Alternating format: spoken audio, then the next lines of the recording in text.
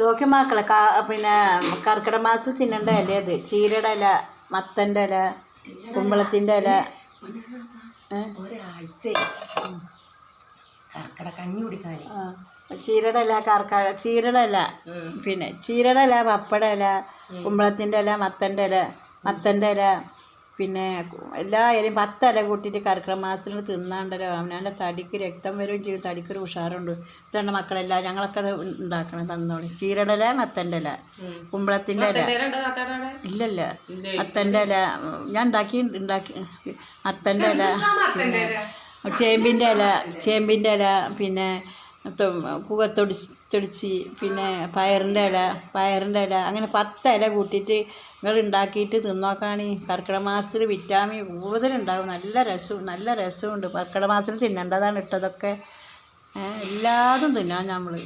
തിന്നോളി ഇട്ടാ, ഞങ്ങളൊക്കെ അത് ഉണ്ടാക്കണം. അതെ, നാട്ടിൽ വയ്ക്കല്ലേ, ഇവിടെ എല്ലാവരും തിന്നും.